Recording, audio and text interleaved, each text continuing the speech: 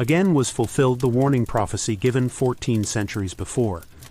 The tender and delicate woman among you, which would not adventure to set the sole of her foot upon the ground for delicateness and tenderness, her eye shall be evil toward the husband of her bosom, and toward her son, and toward her daughter, and toward her children which she shall bear, for she shall eat them for want of all things secretly, in the siege and straitness wherewith thine enemy shall distress thee in thy gates.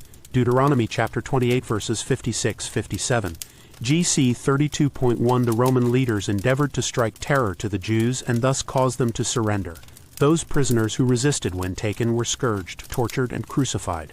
Before the wall of the city, hundreds were daily put to death in this manner, and the dreadful work continued, until along the valley of Jehoshaphat and at Calvary, crosses were erected in so great numbers that there was scarcely room to move among them. So terribly was visited that awful imprecation uttered before the judgment seat of Pilate, "His blood be on us and on our children."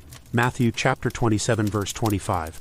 Titus would willingly have put an end to the fearful scene, and thus have spared Jerusalem the full measure of her doom. He was filled with horror as he saw the bodies of the dead lying in heaps in the valleys. Like one entranced, he looked from the crest of Olivet upon the magnificent temple, and gave command that not one stone of it be touched. Before attempting to gain possession of this stronghold, he made an earnest appeal to the Jewish leaders not to force him to defile the sacred place with blood. If they would come forth and fight in any other place, no Roman should violate the sanctity of the temple.